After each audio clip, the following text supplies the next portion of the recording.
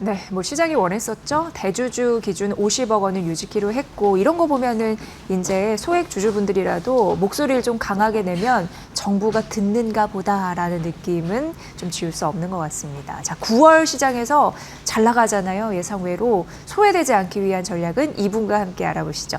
박시동 경제평론가님 모셨습니다. 평론가님 어서 오십시오. 안녕하세요. 네, 9월은 뭐 아니나 바뀌나 좀 어렵다고 했었는데 네. 좀 무색하네요. 잘 가고 있고 네. 오늘도 3,420선 위까지 올라갔네요. 예. 예, 어떻게 보세요? 예. 지금 목요일 이래로 지금 계속 사상 최고치 신고가를 경신하고 있고요. 오늘도 장중 3,400이 넘으면서 신고가를 경신하고 있습니다. 이렇게 이제 우리가 신고가를 경신하는 이유는 다양하게 분석할 수 있는데요. 네. 일단은 대외적인 환경이 조금 좋습니다. 우리나라만 신고가인 게 아니고요. 뭐 미국도 좋고 네. 일본도 좋고 해서 국제적으로 보면은 뭐랄까요? 미국의 금리 인하 등 유동성 완화, 또 이제 반도체, AI주의 어떤 실적 기대, 대형 호재 이런 네. 것들에 이제 맞물리면서 글로벌리하게 전체적으로 투심이 다 좋은 상황이다라는 어떤 환경을 볼 수가 있는데요. 이게 사실 그라운드 효과가 있는 거죠. 기본적으로 뛰는 운동장이 좋아진 상황이고요. 그럼요. 네. 그 안에서 이제 우리가 대내적으로 또 유효한 조치가 나왔는데 오늘 좀 전에 속보로 이제 거의 확정으로 나온 거죠. 김현철 기재부 장관이 50억 대주주 양도세 기준을 당초 50억인 수준으로 원복하기로 네. 거의 확정 발표가 나온 겁니다. 근데 이제 확정 발표 나오기 전에 사실은 지난주 후반에 장관이 정부의 정책도 틀릴 수 있다라는 가능성을 보였고요. 이어서 이제 이재명 대통령의 취임 100일 기자회견에서 사실상 고집할 필요가 없다. 네. 시장이 원하는 말을 정확히 알고 있고 국회에 의견을 넘기겠다라는 발언을 통해서 사실상 50억 확정을 해줬거든요. 그로 인해서 이제 투심이 확실하게 회복됐다 이렇게 봐야 되겠죠. 그 두 가지 영향이 대내외적, 대내적 영향이 복합적으로 시너지를 내면서 사상 최고치를 돌파하고 있다 이렇게 볼 수가 있겠습니다. 네. 이제 4천 향해서 가는 길목이고 정부가 얘기했듯이 5천 한번 가봤으면 좋겠다라는 생각 드는데 그 길목에서 또 여러 가지 난제들을 잘 풀어야 되는 또 과제는 있어요. 뭘 우리가 좀 보면 좋을지 평론가님께서 정리 좀 부탁드릴게요. 네. 예. 대외적인 환경은 여전히 좋다고 보고요. 네. 그 안에서 그럼 방금 말씀드린 것처럼 우리의 대내적인 환경이 상승세를 이끌고 있는데 조금 더 구체적으로 보면은 가장 중요한 건 역시 정책 모멘텀입니다. 예. 근데 기존에 사실은 대주주 양도세 가지고 혼란을 일으킬 때 시장에서는 이 정부의 코스피 5천 달성을 위한 정책에 이거 여전히 신뢰할 수 있는 건가라는 의구심이 커졌거든요. 근데 이번에 의구심이 이제 해소가 됐단 말이에요.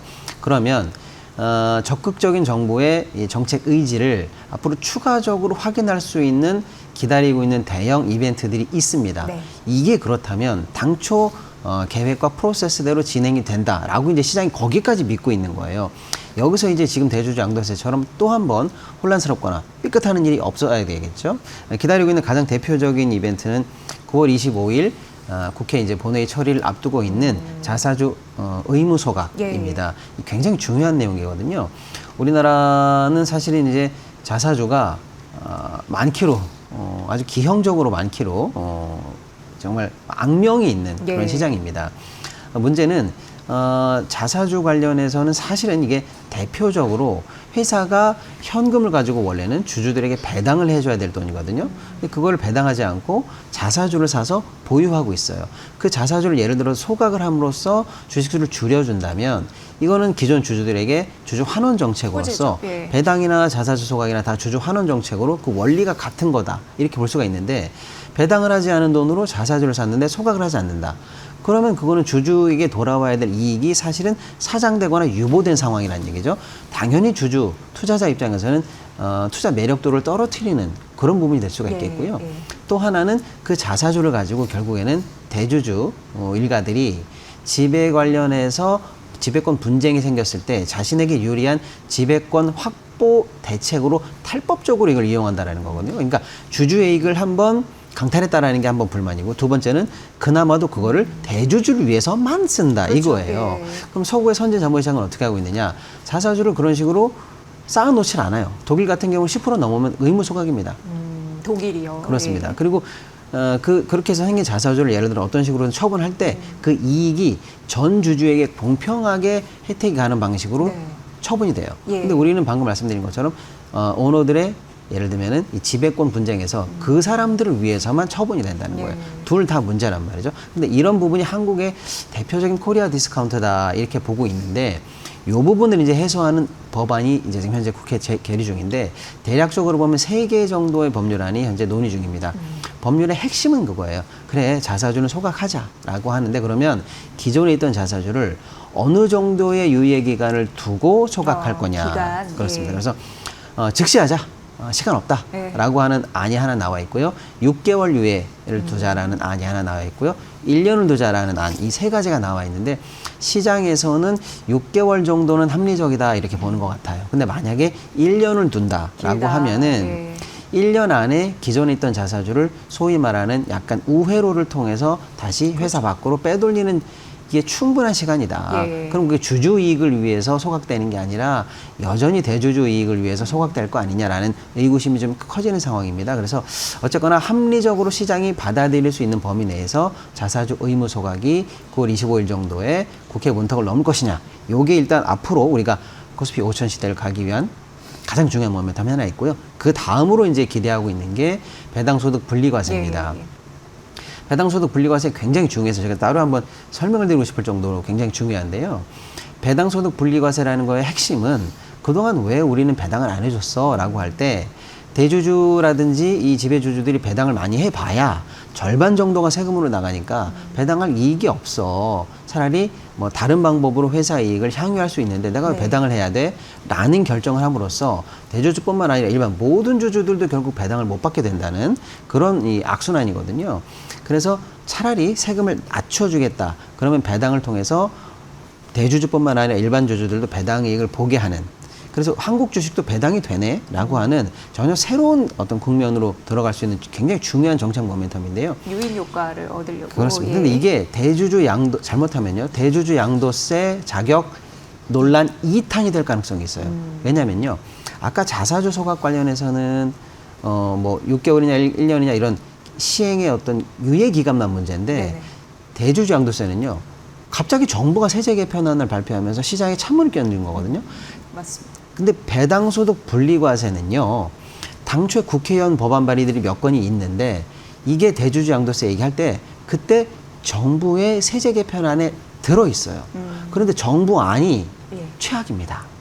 그래서 대주주 양도세 논란 2탄이 된다라고 제가 말씀드리는 게 뭐냐면 정부가 정부안을 계속해서 고집할 때는 이 중요한 모멘텀이 사라질 가능성이 있어요. 아유. 왜냐하면 여러 문제점이 있습니다만 한 가지만 말씀드리면 기존의 최대 주주들이 배당으로 내고 있는 세금이 대충 49% 정도인데 이번에 정부안에 따르면 8% 정도예요. 그러니까 겨우 10% 낮춘다라는 거거든요. 그래가지고 배당을 하겠다는 요인이 되겠느냐. 네. 이런 논란을 충분히 이야기할 소지가 있어요. 그래서 이번 대주주 양도세 논란을 반면교사 삼아서 정부가 시장이 원하는 개혁이 뭔지 어떤 정책 모멘텀으로 우리 주식시장에 메시지를 던질 건지를 정말로 주의 깊게 들어서 이게 상승 모멘텀으로 활용이 돼야지 대주주 양도세 논란처럼 시장에 찬물을 껴는 그런 논란이 돼서는 안 되거든요. 그래서 아무튼 이 두 가지가 시장이 원하는 기대대로만 된다면 우리 시장 하반기 3,400선 오늘 가뿐하게 넘었습니다만은 이후에 추가 상승도 충분히 가능하다라고 봅니다. 근데 네. 제가 드리는 말씀이 아니고요. 이미 JP모건이 주말 사이 리포트를 냈는데 앞으로 향후 6개월 정도는 아시아 시장의 강세다. 특히 한국이 가장 중요하다라고 예. 하면서 우리 시장에 대한 강세 전략에 대해서 다시 한번 리포트를 냈고요. CLSA는 어떤 리포트를 냈냐면 코스피 상승 여력 단기간에 30% 이상 충분하다. 지금 다 30% 이상 간다는 거예요. 심지어 방금 제가 말씀드린 배당소득 분리과세 문제만 잘 해결된다면 이게 중요합니다. 단번에 4,500까지 갈 수 있다. 이런 리포트가 나왔어요. 그러니까 이 얼만큼 외국인들이나 우리 주주들이 관심을 갖고 있는 소재인지가 알 수가 있거든요. 그래서 아무튼 이 정책 모멘텀이 사그라들지 않도록 하는 게 굉장히 중요하다라고 보고요. 이것만 잘 된다면 하반기 4,000선까지도 저도 충분히 가능하다 이렇게 보고 있습니다. 네. 한편으로는 단순히 이 세제 관련해서 또는 시장 개혁 조치만 가지고는 사실 성장 동력에 한계가 있다라는 지적이 늘 있어 왔거든요. 근데 정부가 최근에 국민 성장 펀드라는 것을 발표했는데 당초에 100조 정도를 투자하겠다라는 계획에서 늘려서 말이죠. 규모를 50조 늘려서 150조 단위로 확대 개편하겠다는 발표를 했습니다. 자금의 조달 방식은 민간 사이드에서 75조 정도, 그다음에 정부가 기금을 통해서 산업은을 통해서 출연하는 75조. 그래서 정부와 민간이 반반 정도를 동원하는 그런 양식으로 되어 있습니다만 문제는 이 150조를 받아 안는 섹터가 얼추 결정이 됐습니다. AI 관련한 섹터에 30조, 그다음에 2차 전지 관련해서 7.9조, 디스플레이 2.6조. 근데 이제 바이오가 생각보다 포션이 올라갔어요. 바이오 산업에 11.6조를 투자하기로 되어 있고요. 또 항공우주 방산에 3.6조, 모빌리티 15조, 그다음에 미디어 콘텐츠 5조, 그다음에 오늘 또 호재를 받고 있는 로봇 섹터에 2.1조 해서 150조 정도가 투여될 예정인데 각종 산업 인프라, 또 스타트업 회사에 대한 지원, 기술 지원, 또 심지어는 국채 수준보다 더 낮은 저리 융자를 통한 자금 융통, 이런 본격적인 정부의 이 지원이 이제 예정이 되어 있는데요. 산업은행의 자금 75조가 연말 내에 성립이 될 것 같고요. 산업은행이 성립이 되고 나면 1월 1일부터는 이제 민간 자금까지 모집이 되니까 3개월 이후부터는 사실상 시중에 150조 이상에 해당하는 돈이 우리 성장 엔진으로 풀린다. 그러면 그 돈을 받아 안을 수 있는 섹터 안에서 지금 유망한 회사들로 이제 작은 흐름이 이어질 거거든요. 요게 아까 말씀드린 정책 테마 두 가지와 시너지를 같이 내면서 하반기 우리 증시의 청사진을 보여줄 거다. 이렇게 좀 전망하고 있습니다. 네. 굉장히 중요한 순간 하반기 맞닥뜨리고 있네요. 네. 최소 10일에서 몇 달 안에 이런 부분들이 시장이 원하는 대로 돼야지 모스피 목전 가지 아니면 좀 힘들 것 같다라는 그래서 좀 잘 됐으면 하는 바람 그렇습니다. 아마 네. 투자도 강해질 것 같고 정책의 굉장히 중요하다고 말씀해 주셨는데 미국 쪽에서는 기준금리 인하 그렇죠. 이 부분 이제 잡고 가겠죠?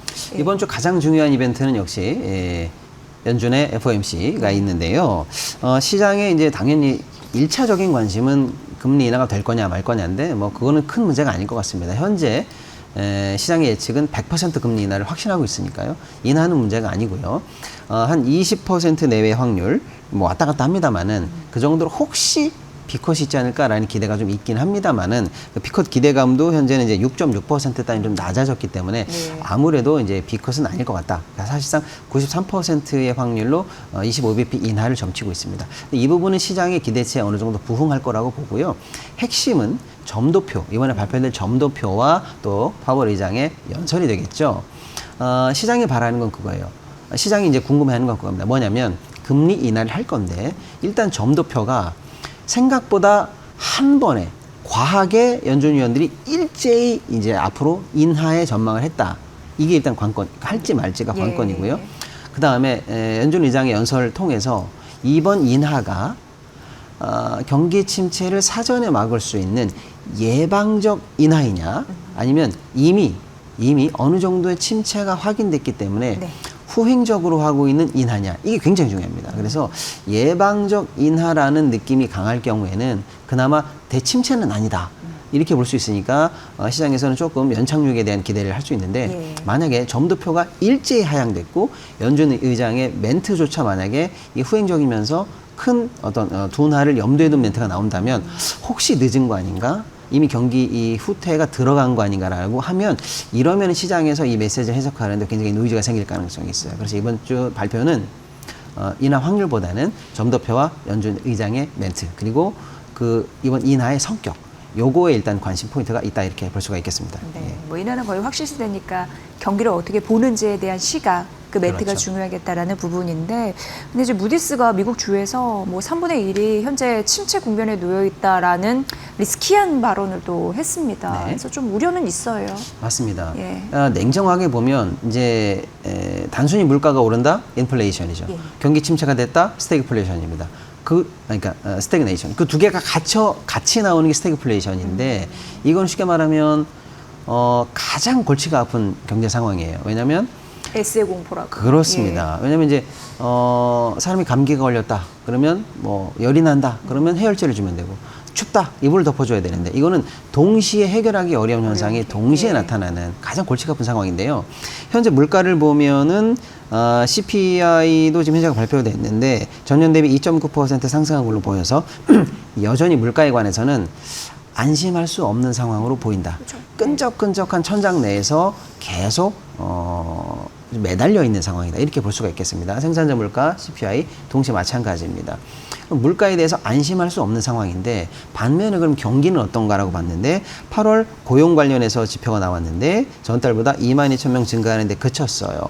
시장에서는 약 그래도 7만 명 수는 되지 않을까라고 예측했는데 굉장히 낮은 수치 4분의 1 정도로 고용이 감소했단 말이죠. 네. 그렇다면 이게 완만한 의미에서 적어도 스태그플레이션의 초기 단계로 진입한 거 아니냐라는 비관적인 해석이 계속 나오고 있는 겁니다. 네. 그 해석의 일부가 방금 우리 앵커님이 말씀해 주신 것처럼 무디스 같은 경우에는 아니다. 이미 늦었을지도 모른다. 미국주의 3분의 1에서 이미 침체가 확인되고 있다라는 보도가 나온 거고요.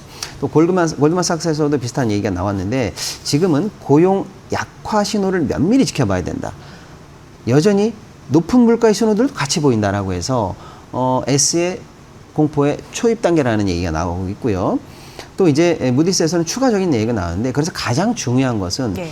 이 고용 침체에 기업들이 가장 발빠르게 대응하거든요. 그래서 기업이 만약에 경기 침체를 의식하고 만약에 해고까지 시작된다면 이거는 확실하다. 그러면 고용 침체를 넘어서서 이제 아예 경기 침체 국면으로 넘어갈 수 있다. 그래서 고용 상황이 해고로 이어지는지 보다 많은 주에서 침체 시그널이 잡히는지를 봐야 된다는 그런 노이즈가 미국에서 계속 나오고 있는 중입니다. 의미 있게 들어야 된다라는 것도 저도 동의를 합니다만은 반면에 침체를 보기에는 어렵다. 이번에도 예를 들어서 AI 관련해서 뭐 오라클이라든지 네. 브로드컴 관련해서 기업을 통하면서 향후에 앞으로 뭐 5년, 10년 이래에 계속적인 투자와 생산성 증가를 염두에 둔 발표들이 계속 나오는 걸로 봐서 아, 이런 신호가 아직은 거품이 아니야. 더 갈 거야. 라고 하는 상반된 전망 속에서 우려의 목소리가 계속 나오고 있습니다. 네. 네. 이게 경기 둔화인지 경기 침체인지 하늘과 땅의 차이일 거라서 굉장히 민감해하는 그런 요소이고요. 어쨌든 기준금리 인하 시기 이런 부분에 대해서 금값은 계속적으로 올라갑니다. 그리고 그렇습니다. 뭐 5,000달러까지 얘기가 네. 나오고 있고요. 어떻게 보세요? 방금 저희가 말씀 나누던 이 주제, 과연 경기가 꺾일 것인가, 침체일 것인가라는 논의의 연장선인데요. 네. 만약에 증시도 고점이다, 거품이다. 그리고 예를 들어서 어느 정도 침체가 예상된다라는 그런 전망이 만약에 힘을 얻는다고 해볼게요. 네. 또는 그런 전망을 믿는 투자자들은 당연히 뭘 먼저 생각해야 됩니까? 예, 안전자산으로의 회피를 먼저 생각할 수밖에 없어요. 네. 근데 침체가 돼서 금융자산이나 이런 쪽에 폭락을 막아줄 수 있는 건 역시 대체 안전자산인데 당연히 대체 안전자산의 대장은 금이기 때문입니다. 그래서 글로벌리하게 현재 금값이 굉장히 많이 올라가고 있는데요. 금값 원인은 여러 가지가 있습니다. 일단 기본적으로 금은 역사적으로 돈입니다. 화폐의 중심이에요. 네. 그런데 최근에 코로나 이후로 사실 글로벌리하게 유동성이 굉장히 많이 풀렸어요. 그 풀린 전체적으로 늘어난 유동성에 비해서 금값이 많이 올라가진 않았어요. 그러면 이 돈과 화폐와 금의 가치를 매개시키기 위해서는 여전히 금의 가치가 추가적으로 더 오를 여력이 있다라는 게 기본적인 그라운드고요. 예. 그 다음에 지금 방금 제가 말씀드린 안전자산 선호, 이 금융 불안 이런 게 이제 굉장히 강화되면서 예민한 투자자들로부터 금으로의 이동이 시작됐다 이렇게 봐야 되겠습니다. 그 다음에 이제 각국 중앙은행들, 특히 신흥국은행, 폴란드라든지 튀르키라든지 중국이라든지 이런 쪽에서 중앙은행들이 금을 매입하기 시작했습니다. 그래서 중앙은행들의 보통 달러 자산이 70%였는데요. 이 비중이 50까지 줄었어요. 그 빈자리를 금이 채우고 있습니다. 예. 근데 중앙은행들이 금을 매입하면요, 이건 시장에 나오질 않아요. 우리가 종로 금은방처럼 거래하는 사람들이 아니지 않습니까? 느낌으로. 그렇습니다. 그게 무슨 뜻이냐면 시중에 유통되고 있는 금의 양이 많은 부분 중앙은행들의 금고로 들어갔다는 얘기예요. 예. 그러니까 금값이 오를 수밖에 없다. 이렇게 봐야 되겠습니다. 그래서 금값 상승이 현재도 사상 최고치 글로벌리하게는 온스당 3,600을 넘었는데요. 단기간의 전망이 4,000까지 간다라는 전망도 있고요. 이것도 골드만삭스는 내년 상반기 중에 5,000이 간다라는 전망이 있는데 어쨌거나 현재보다는 금값 상승의 추세는 이어질 것 같다. 이렇게 보는 게 합리적일 것 같습니다. 네. 금이 인기 있는 이유, 더 인기 있을 것 같은 이유 이렇게 좀 분석을 해주셨습니다. 9월 투자 전략 잘 풀렸으면 좋겠네요. 박시동 경제평론가와 9월 경제에 쭉 한번 훑어드렸습니다. 잘 들었습니다. 감사합니다.